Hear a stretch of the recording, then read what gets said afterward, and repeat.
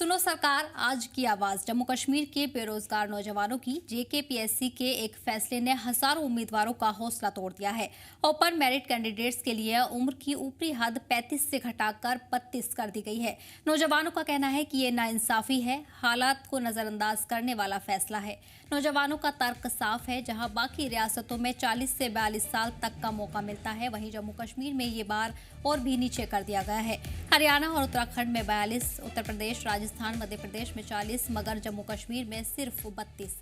मकामी नौजवानों की दलील है कि जम्मू कश्मीर के हालात आम नहीं है। यहाँ गरीबी, बेरोजगारी, बार बार के भर्ती घोटाले, टूटे हुए इंटरनेट, बंद मोबाइल कनेक्टिविटी, दहशतगर्दी, सरहदी हमले और तबाही मचाती बारिश, ये सब हकीकत है जिनसे गुजरकर ही ये नौजवान पढ़ते और तैयारी करते हैं। ऐसे मुश्किल हालात में राहत देने के बजाय उल्टा मौके कम कर दिए गए हैं। नौजवानों की मांग साफ है, ओपन मेरिट के लिए उम्र की हद कम से कम 35 साल बहाल की जाए, बाकी रियासतों की तरह 40 से 42 साल तक का मौका दिया जाए और भर्ती शफाफ और वक्त पर हो।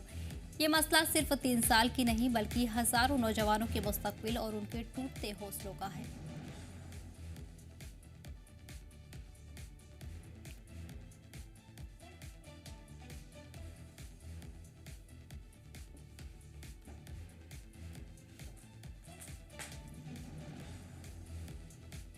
और इसी पर खास जानकारी के लिए हमारे नुमाइंदे अंकित जुड़ गए हैं।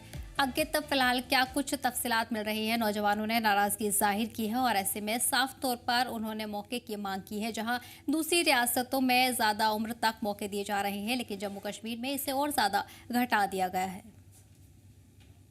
जी देखिए Sadaf, Jammu Kashmir public service commission की तरफ से जो एस्पिरेंट्स हैं उनकी एज में गिरावट लाने के बाद जम्मू कश्मीर के जो नौजवान हैं उनके अंदर बहुत ही गुस्सा और गम देखने को मिल रहा है, क्योंकि जम्मू कश्मीर पहले से ही बेरोजगारी के साथ जूझ रहा था और ऊपर से Jammu Kashmir public service commission की तरफ से ये जो फैसला लिया गया और 2-3 ऐसे एग्जाम्स हो भी चुके हैं जिसमें एज जो है 35 लगभग 42 से कम कर 35 तक जो है वो कर दी गई है।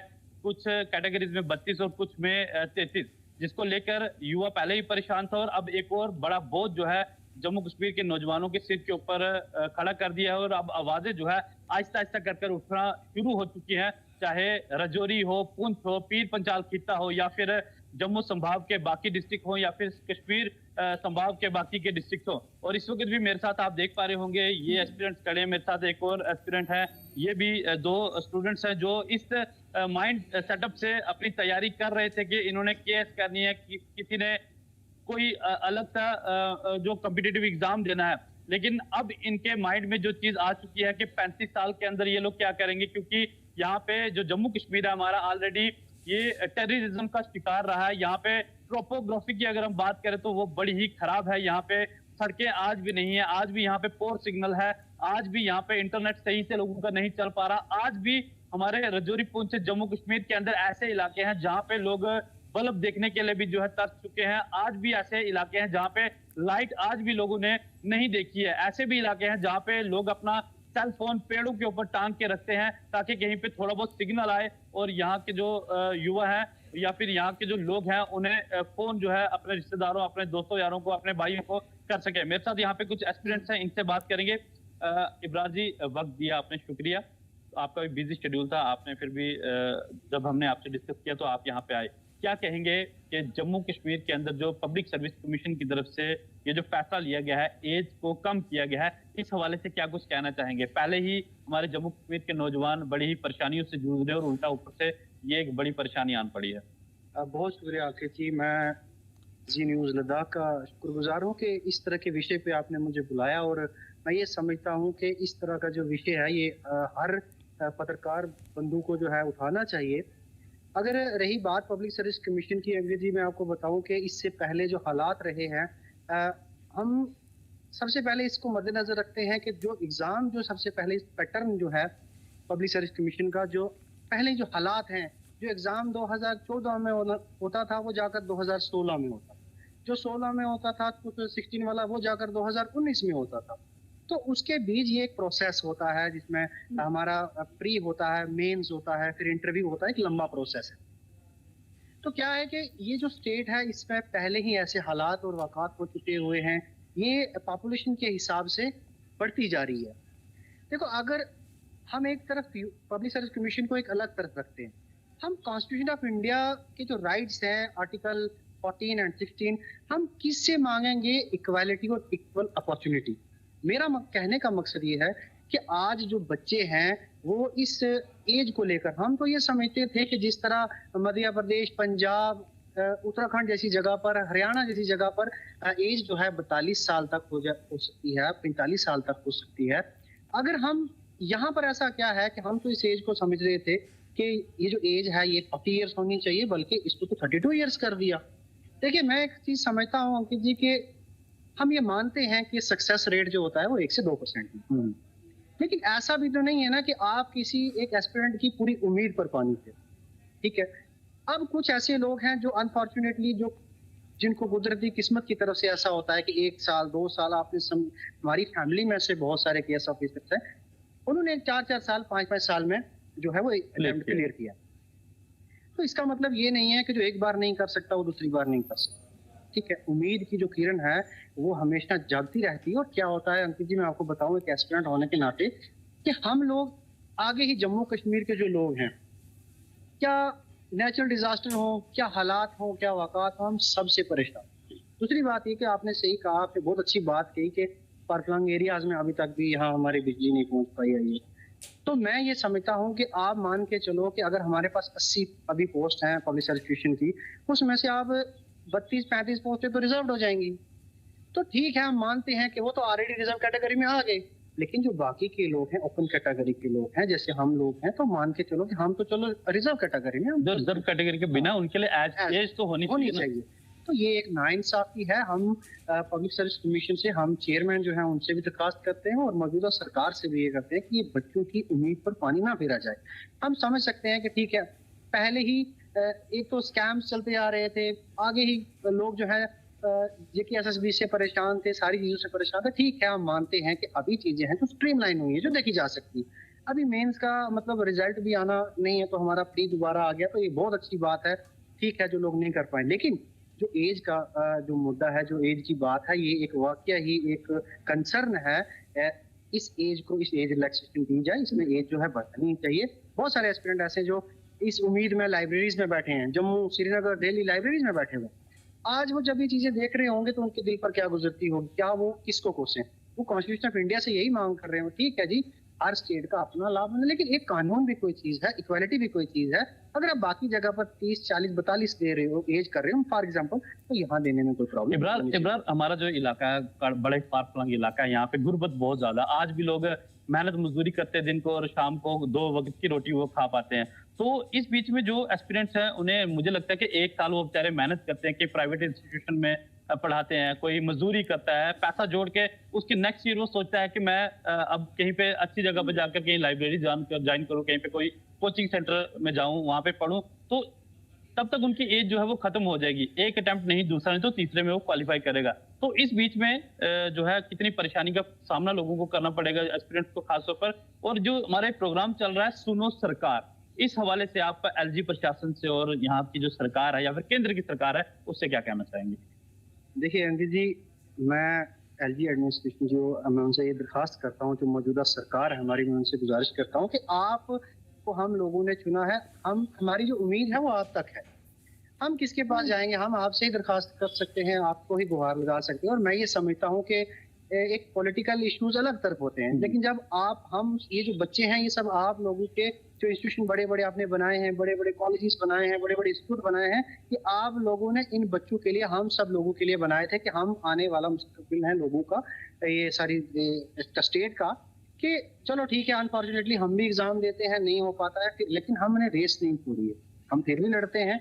अब इसका मतलब ये नहीं है कि हमारे पे जो नजर है वो हटा दी जाए। मैं ये मानता हूँ कि कॉलेजेस में बहुत सारे बच्चे हैं, अब वो एक अलग पार्ट है, वो तो एक अभी इस प्रोसेस में आ रहे हैं, लेकिन कुछ जो लोग हैं जो जम्मू बैठे हैं वो बहुत फ्रस्ट्रेशन में है। ये जो एक फ्रस्ट्रेशन की वेव है, लिहाजा इस एज रिलैक्सेशन को बढ़ाया जाए, और हम इस चीज पे शुक्रगुजार रहेंगे LG एडमिनिस्ट्रेशन का। और हम ये समझते हैं कि वो इस चीज पर, इस विषय पर जरूर ये बात करेंगे, क्योंकि उनकी परेशानी को जानते हैं। बहुत बहुत शुक्रिया। हमारे साथ एक और भी एस्पिरेंट हैं, अनिल जी, इनसे भी बात करेंगे, लेकिन उससे पहले हमारे साथ यहाँ पे 2 गर्ल्स हैं, उनसे भी बात करेंगे। आप इधर आ जाएं। ये जो स्टूडेंट्स हैं, ये अभी PG कर रहे हैं, और इनके माइंड में एक इंडेक्स बना हुआ है कि इन्हें सिविल सर्विसेज में जाना है, या फिर इन्हें कोई कॉम्पिटिटिव एग्जाम क्वालिफाई करना है, या फिर इन्हें केएस करनी है। पीएससी, जेके पीएससी की तरफ से एज कम कर दी गई है। तो आप क्या करना चाहते थे फ्यूचर में, और अब जब एज कम हो चुकी है तो इसकी वजह से आप कितने परेशानी में आ सकते हैं आने वाले समय में? मैं आपका बहुत बहुत शुक्रिया करती हूँ, आपने मुझे यहाँ बुलाया और इस विषय में मुझे बोलने की एक आपने अनुमति दी है। मेरा नाम आरजू मनहास है, मैं बॉर्डर डिस्ट्रिक्ट से बिलोंग करती हूँ। पहले तो ये बात है कि हमारा जो JNK है वो हाई बुरी हालातों में, आप देख सकते हैं कि हमारे पास में हमारे ऊपर कितनी बातें बीती हैं। हमारे यहाँ फ्लड्स आया, टेररिज्म अटैक हुआ, बहुत कुछ हुआ। यहाँ की यूथ ऑलरेडी बहुत मेंटली हरास हो रही है, बाय नेचर हो रही है। ये हम बात ये नहीं बोलेंगे कि हमारी एडमिनिस्ट्रेशन की तरफ से हो रही है, हमारे साथ बाय नेचर हो रही है। बट अगर हम ऐसा चलता रहेगा तो आप मुझे बताइए, जो स्टूडेंट्स पढ़ रहे हैं बचपन से लेके आज तक, जो स्टूडेंट पढ़ता आएगा, और अगर हमारे साथ गवर्नमेंट ऐसा करेगी, आप खुद बताओ।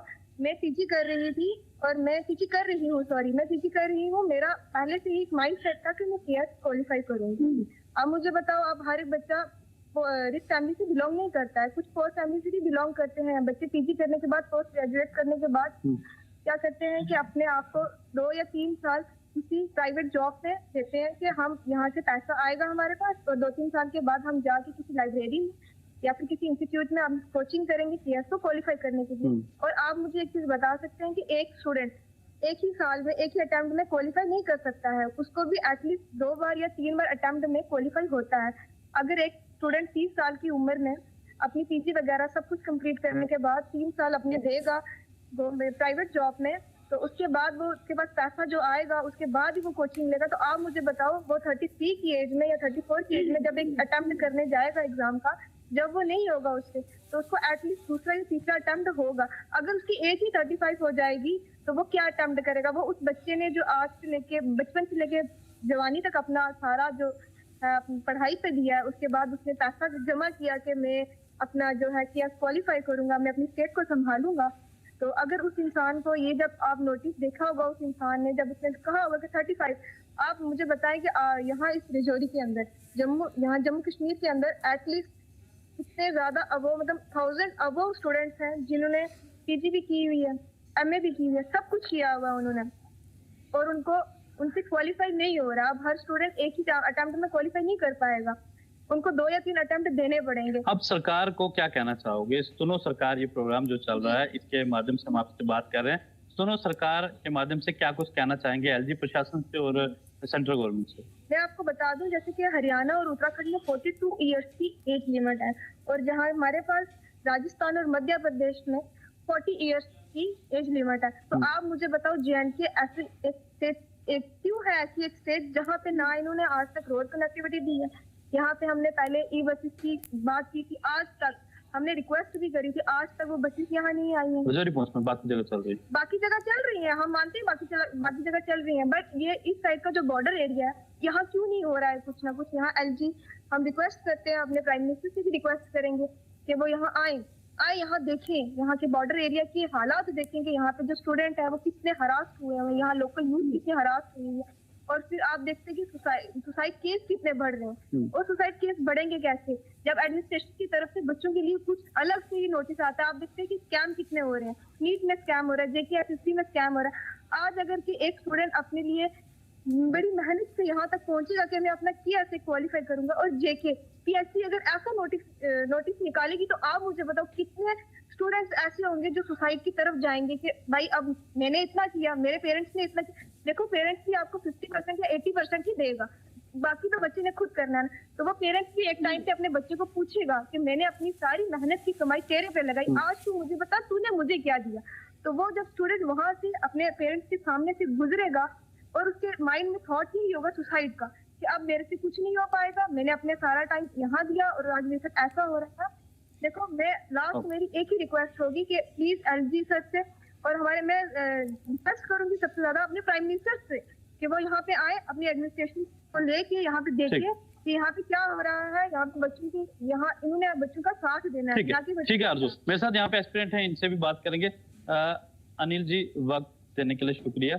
क्या कुछ कहना चाहेंगे कि जिस तरह से JKPSC की तरफ से, थोड़ा इधर जेकेपीएससी की तरफ से एज जो है कम कर दी गई है। इस हवाले से नौजवानों के अंदर जो मनोबल था उनका वो कितना कम हुआ और क्या कुछ कहना चाहेंगे गवर्नमेंट से?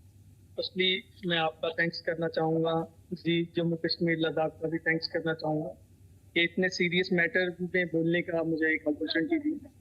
देखिए, जेकेपीएससी सिविल सर्विस एग्जामिनेशन की तरफ से एक नोटिफिकेशन जो आप लोगों ने देखा है कि जो एज पे उन्होंने एज रिलैक्सेशन को लेके रिडक्शन किया, उसमें रिड्यूस करा है एज को, तो ये एक बहुत ही सीरियस मैटर है। आप अदर स्टेट्स में देखें, जैसे हरियाणा में देखें, मध्य प्रदेश में देखें, इवन के बिहार में भी 35 है, उत्तराखंड यूपी में भी 40 है। तो यहाँ पे एज लिमिट को कम करना मैं सोचता हूँ कि यहाँ की यूथ के साथ, स्पेशली यहाँ की यूथ के साथ, जम्मू कश्मीर की यूथ के साथ उनके फ्यूचर के साथ एक खिलवाड़ किया जा रहा है। तो एक बात ये भी है कि जम्मू जो भी स्टूडेंट्स हैं, स्पेशली जो एस्पिरेंट्स हैं, तो वो 32 एज पर पहुंच जाएंगे, उससे पहले सारे ही फाइनेंशियली इतने वेल सपोर्टेड नहीं होते हैं। कुछ लोग, कुछ एस्पिरेंट्स ये भी करते हैं कि जब अपनी पीजी कंप्लीट करने के बाद, अपनी स्टडी कंप्लीट करने के बाद, वो कुछ 1-2 साल अपने कैरियर को लेके फाइनेंशियली स्टेबल होने के लिए वो कहीं ना कहीं प्राइवेट जॉब करते हैं। देन उसके बाद वो 1-2 साल अपने कैरियर को लेके कहीं कोचिंग लेते हैं, कहीं लाइब्रेरीज में बैठते हैं। तो वो इतनी देर में अगर वो एक अटेम्प्ट देंगे, दूसरा देंगे, तीसरा देंगे, अगर 1-2 ही अटेम्प्ट में नहीं हो पाएगा तो तब तक वो उनकी एज ओवर हो जाएगी। तो अनिल, आप भी एस्पिरेंट हैं, तो आप भी तैयारी कर रहे हैं, और जब ये नोटिस आपने पढ़ा और उसके बाद आपके माइंड में क्या चीजें आ रही हैं? जो चीजें आपने सोच के रखी थी, जो आपका ड्रीम था कि मैंने ये क्वालिफाई करना है, इतनी एज में मैं ये एग्जाम दूंगा, इतनी एज में मैं अगला एग्जाम दूंगा, और अगर कहीं पे नहीं आपका क्लियर हो पाता है तो आपने एक माइंड में इंडेक्स बनाया होगा कि मेरी ये स्ट्रेटेजी है, मैं ये नहीं तो ये कर पाऊंगा। जब एज बार ही जो है वो खत्म कर दी गई, एज कम कर दी गई है, तो अब आप नेक्स्ट क्या करने जा रहे हैं? क्या आपके माइंड में चीजें चल रही हैं? देखिए, मैं आपको एक बात बता दूं कि सिंगल एस्पिरेंट मैं ही नहीं हूँ, यहाँ लाखों के हिसाब से एस्पिरेंट बैठे हुए हैं जो कम से कम 3-3, 4-4 साल से अपनी लाइब्रेरी में बैठे हुए हैं।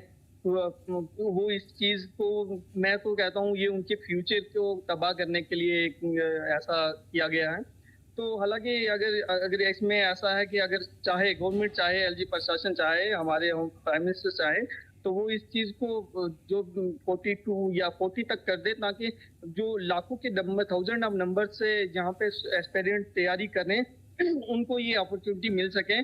तो मैं तो यही एक बार फिर से अपील करूंगा यहाँ के एलजी प्रशासन से, यहाँ की गवर्नमेंट से और सेंट्रल गवर्नमेंट से, कि इस एज रिलैक्सेशन को और बढ़ाया जा सके, ताकि ये जो अनएम्प्लॉयमेंट यूथ है इसको अपॉर्चुनिटी मिले, ये अपनी लाइफ में कुछ बड़ा कर सके। ये नहीं है कि ये खिलवाड़ होगा अगर ये एज लिमिट को कम किया तो इसमें ये। इस बीच आपको बता दें कि एस्पिरेंट्स की मांग यही की जा रही है कि वो जेकेपीएससी के फैसले से नाराज हैं और ऐसे में उम्र को बढ़ाने की मांग कर रहे हैं, जिससे उनका मुस्तकबिल रोशन हो सके। अंकित, तमाम जानकारी के लिए बहुत बहुत शुक्रिया। वहीं बढ़ेंगे अगले मसले की तरफ।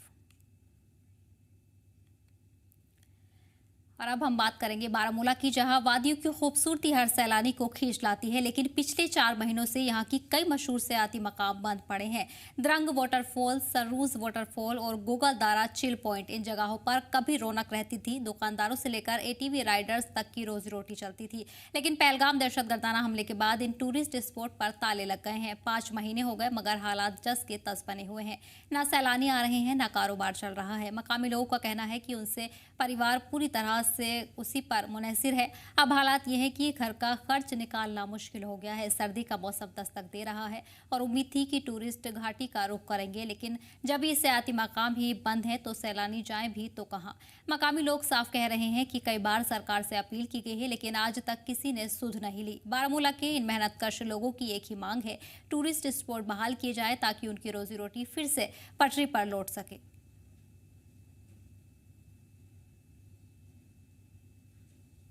The last 4 months we are still here, we don't have any tourism here.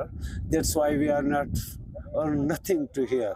Just couple of tourists are coming to here, but that is not enough for us because a lot of people are suffering here. They are working as well as the hotel and even also host people, guide like that, and even also there's those small dabas like that. Everyone is settle now, nothing are getting the money from anywhere. That's why 4 months ago settle we are stay here and कुछ भी मिलता नहीं, सिर्फ हाथ के ऊपर हाथ रख के हमें कुछ भी नहीं मिलता है। काम करते हैं हम घोड़े का काम करते हैं यहाँ। तो कितना काम है इस वक्त गुलमर्ग? यहाँ ये इस वक्त बहुत कम है, कोई रोजगार नहीं है हमारा। हम लोग परेशान है गुलमर्ग में, कुछ नहीं मिलता यहाँ से। 10 दिन के बाद हमको टूरिस्ट लोग मिलता है यहाँ से। इतना 30 किलोमीटर हम नीचे से आता है घर से, और खाली घोड़ा लेके जाता है घर अपना घर। और यहाँ पर अभी टूरिस्ट कुछ आ रहे हैं? हाँ, यहाँ थोड़ा टूरिस्ट लोग आता है, मगर कम आता है टूरिस्ट, बहुत कम आता है टूरिस्ट यहाँ, उतना ज़्यादा नहीं आता है यहाँ टूरिस्ट। मैं टूरिस्ट गाइड था, अभी आप घोड़ा चलाते हैं। यहाँ पे बहुत कम टूरिस्ट अभी आते हैं, पहलगाम की वजह से बहुत कम हो गया। यहाँ बेरोजगारी बहुत हो गया। यहाँ ये जो गुलमर्ग है सेफ एरिया है, यहाँ बहुत अच्छे प्लेस हैं घूमने के लिए, 5-6 प्लेस है घूमने के लिए, आराम से टूरिस्ट घूम सकता है। गंडोला राइड है, स्कीइंग राइड है। यहाँ अभी आप चाहते हैं अगर स्नो गिरेगा तो टूरिस्ट आहिस्ता आहिस्ता आ जाएंगे। हम एलजी से गवर्नमेंट से अपील करते हैं यहाँ पे टूरिस्ट भेजें। यहाँ कोई खतरे की कोई जगह, ये सेफ जगह है गुलमर्ग। और वहीं ये मुश्किलें सिर्फ बारामूला तक ही नहीं रुकी हैं, पहलगाम का हाल भी कम दर्दनाक नहीं है। दहशतगर्दाना हमले को 5 महीने गुजर गए हैं, लेकिन अब भी यहाँ का टूरिज्म सेक्टर संभल नहीं पाया है। जहाँ कभी सैलानियों की भीड़ रहती थी, वहाँ आज सन्नाटा पसरा है। आड़ वैली, चंदनवारी और वेस्टर्न जैसे बड़े टूरिस्ट डेस्टिनेशन अब भी बंद पड़े हैं। नतीजा ये है कि पौने मालिक हो, टैक्सी ड्राइवर, दुकानदार या फोटोग्राफर, हर कोई रोजी रोटी के लिए जूझ रहा है। इन कारोबारियों का कहना है कि वो अपनी आंखों से कश्मीर का टूरिज्म तबाही की तरफ जाते देख रहे हैं। सरकार अगर बंद पड़े टूरिस्ट स्पॉट नहीं खोलेगी तो ये लोग कैसे जिएंगे। बारामूला से लेकर पहलगाम तक लोग सिर्फ गुजारे की एक उम्मीद लगाए बैठे हैं कि कब ताले खुलेंगे और कब कश्मीर की इन वादियों में फिर से रौनक लौटेगी। हम कल जो डेलीगेशन पहलगाम से गई थी, यहाँ से कम हम 40 बंदे थे। तो हम डीसी साहब से मिले। डीसी साहब ने भी एक मतलब हमें वादा किया है कि मैं जल्द से जल्द आपका जो मसला है हल करने की कोशिश करूँगा। तो जहाँ तक हमारा सवाल है, 5-7 महीने हमें भी हो गए घर में बैठे बैठे। जो हमारा कमाने का ज़रिया है वो भी ठप पड़ा है, क्योंकि यहाँ कोई अनजान नहीं है। 22 तारीख के बाद में यहाँ के लोगों ने 10 रुपए तक नहीं कमाए हैं, क्योंकि यहाँ कोई बाग नहीं है, कोई खेती बाड़ी ऐसा नहीं जिसमें हमारा ज़रिया बन सके। कल हम मिले थे डिस्ट्रिक्ट डेवलपमेंट कमिश्नर अनंतनाग, जिसमें पहलगाम के सारे stakeholders, representative, civil society groups के हेड्स जो थे वो हम सब एक साथ वहाँ पे गए। और ज़रूरी भी था, क्योंकि कुछ दिन पहले हमने एक मीटिंग की थी, उसमें हमने ये फैसला किया था कि हमें अब बहुत वक्त हुआ है, 6 महीने हुए हैं, पूरा सफ़र हम हो रहे हैं, पूरा रीजन सफ़र हो रहा है। तो पहले जब 22 अप्रैल के बाद हम ज़मीन पे उतरे थे तो कुछ ना कुछ हमने चीज़ें बेहतर करने की कोशिश की थी। और उसके बाद फिर यात्रा आई, और यात्रा में भी हमने बड़ी मेहनत की, मशक्क़त की, और उसमें हमने काफ़ी कोशिश की कि यात्रा पीसफुल करे। लेकिन अल्लाह ने उसमें मदद किया तो वो हुआ। लेकिन उसके बाद हमें उम्मीद थी कि शायद सरकार की तरफ से, एडमिनिस्ट्रेशन की तरफ, इंतजामिया की तरफ से हमारे लिए ईज़ होगा। और इसी पर खास जानकारी के लिए गुलबर्ग से गोहार मलिक हमारे साथ जुड़ गए हैं, अनंतनाग से जुनैद भी हमारे साथ जुड़ गए हैं। गोहार, किस तरह की सूरत हाल देखने को मिल रही है? लंबा वक्त बीत चुका है लेकिन अभी तक टूरिस्ट स्टेट्स को बहाल नहीं किया गया है। ऐसे में क्या कुछ उम्मीदें लोगों की तरफ से की जा रही हैं और क्या वजूहात इंतजामिया की तरफ से बताई गई है? बिल्कुल सदा, पहलगाम अड्डे के बाद अगर हम बात करें मशहूर सब्ज़ मकाम गुलमर्ग के, काफ़ी कम टूरिज्म देखने को मिल रहा है। उस हवाले से अगर हम गुलमर्ग की बात करें तो इसके आसपास जो टूरिस्ट डेस्टिनेशन, चाहे वो गोगलडारा चिल पॉइंट हो, द्रंग वाटरफॉल हो या सन्स वाटरफॉल हो, तो वहाँ पर भी जो भी टूरिस्ट गुलमर्ग की ओर रुख कर रहा था वो उन जगहों पर भी घूमता था। मगर लगातार 4 महीनों से जो वो जगह बंद पड़ी है, इधर से टूरिज्म भी कम है, तो जितने भी वहाँ पर स्टेक होल्डर्स है उनके रोजगार में काफ़ी यहाँ पर कमी देखने को मिल रही है। बिल्कुल वो 4 महीने से घरों पर बैठे हुए हैं। हालांकि हालांकि उनके जो चाहे गाड़ी वाला हो, कोई गाड़ी जिसने लाई थी, कोई ATV कार लाया था, तो उनके जो बैंक लोन है वो भी, उनकी जो इंस्टॉलमेंट है वो भी यहाँ पर नहीं भरी है 4 महीनों से। तो काफी मुश्किलात में लोग हैं इस वक्त। अगर हम गुलमर्ग की बात करें, इस वक्त मशहूर सजम मुकाम गुलमर्ग जो इस वक्त टूरिस्ट के लिए ओपन है, मगर टूरिज्म तकरीबन 0% के बराबर है। कुछ टूरिस्ट आ रहे हैं मगर वो ना होने के बराबर। बिल्कुल गुलमर्ग के जो होटल्स है वो खाली पड़े हुए हैं। जितने भी वहाँ पर ढाबे वाले, घोड़े वाले हैं, बिल्कुल वो रोजगार के लिए वहाँ पर इस वक्त रोजगार की कमी हो उनको वहाँ पर दिख रही है। हालांकि यहाँ पर अगर हम बात करें, जो ऑफ भी डेस्टिनेशन है वहाँ पर जो स्टेक होल्डर्स उन जगहों से वाबस्ता थे, उनको भी यहाँ पर रोजगार की काफी मुश्किलात सामना करना पड़ रहा है। हालांकि द्रंग वाटरफॉल जो है वहाँ पर भी जितनी भी ATV कार्स वहाँ पर चलती थी, जो उनको वहाँ पर साइड सीइंग के लिए गुलमर्ग जो टूरिस्ट आते उनको ले जाते थे, वो भी वहाँ पर इस वक्त बंद पड़ा हुआ है पूरा। वहाँ पर क्लोज, अभी वहाँ पर टूरिस्ट को जाने की इजाजत नहीं है। तो बहुत बार वहाँ पर लोगों ने भी अगली सरकार से यहाँ पर पुकार लगाई कि इन टूरिस्ट जगहों को खोल दिया जाए, मगर अभी भी 4 महीने गुजरे हैं, उसकी तरफ यहाँ पर कोई सुनवाई नहीं हो रही है। बिल्कुल यहाँ पर बिल्कुल जो भी मार्केट्स में भी काम नहीं है, अगर होटल्स है उनमें भी काम नहीं है। तो बिल्कुल यहाँ पर जो गाड़ी वाले हैं जो यहाँ पर टूरिस्ट को कैरी करते थे टंगमर्ग से, वो भी बैठे हुए हैं 4 महीने से घर पे। तो काफी मुश्किलात में लोग हैं। इसी हवाले से अगर हम बात करें, हमारे साथ मंजूर अहमद इस वक्त हमारे साथ जुड़े हुए हैं। तो ये एक ड्राइवर यहाँ पर है, तो ये साल भर यहाँ पर जो है टूरिस्ट चाहे एयरपोर्ट से हो चाहे टंगमर्ग से, वो गुलमर्ग की ओर उनको यहाँ पर ले जाते हैं, घूमने के लिए जाते हैं। तो इनसे हम बात करेंगे कितना इफेक्ट इनका रोजगार हुआ है। मंजूर साहब, आपका खैर मकदम है। मंजूर साहब, कितना असर पड़ा है यहाँ पर रोजगार पे? पहले हम आपका वेलकम करते हैं। आपने हर वक्त जो है हमारा सपोर्ट किया है, हमसे पूछने की कोशिश की आपने, तो कम से कम आप हमारा हाल तो पूछ लेते हैं। हम इसमें आपका शुक्रिया अदा करते हैं और आपकी चैनल का शुक्रिया अदा करते हैं। जब हम टूरिज्म की बात करते हैं, आपने खुद देखा है टूरिज्म अभी जो है वो 0% है यहाँ पे। टूरिज्म इतना मतलब थोड़ा बहुत तो आता है, ना होने के बराबर है। क्यों किसी का रोजगार नहीं चल पाता है, वो तो ना होने के बराबर है। उसके बाद हम जब देखते हैं जो बहुत सारी मतलब कश्मीर के अंदर टूरिस्ट डेस्टिनेशंस हैं, जैसे पहलगाम आप ले जाइए, उसके बाद दूध पथरी हम स्टार्ट करते हैं, या तोश मैदान वगैरह है, या गुलमर्ग में भी 50% जो गुलमर्ग है वो बंद पड़ा है। जब टूरिस्ट घर से निकलता है वो कश्मीर आने के लिए सोचता है, लेकिन वो सोचता है कि ज़्यादा से जो है 50% से भी ज़्यादा कश्मीर जो है वो बंद है, तो मेरे जाने का कोई मतलब नहीं है। हमने बहुत सी बार जो है यहाँ पे LG इंतजामिया है या यहाँ की रियासती सरकार है, उनसे ये गुहार लगाई है। आपकी वसादत से भी बहुत सारे ऑफिसरों के पास हम भी गए, उनसे हमने रिक्वेस्ट की कि आप इसको ओपन कीजिए, लेकिन कुछ मसला हुआ नहीं, ऐसा कुछ नहीं हुआ, कोई कदम नहीं उठाया गया या इन प्लेसेस को ओपन नहीं किया गया। तो उसके कारण जो है बहुत कम टूरिस्ट है। अगर पूरा कश्मीर खुला होता तो शायद टूरिस्ट यहाँ आने का सोचता, वो भी यहाँ। कितने मुश्किलात में जो भी टूरिज्म थे वाबस्ता स्टेक होल्डर, चाहे ड्राइवर्स हो, चाहे घोड़े वाले हो, चाहे ATV राइडर्स हो यहाँ पर, या होटल वाले, कितने मुश्किलात में है 4 महीनों से? कितना रोजगार पे असर पड़ा है? देखिए, सबसे बड़ी इंडस्ट्री यहाँ कश्मीर की जो है वो टूरिज्म है, जो सबसे बड़ी यहाँ पे इंडस्ट्री चलती है, जिसपे तकरीबन मेरे हिसाब से 75% लोग जो है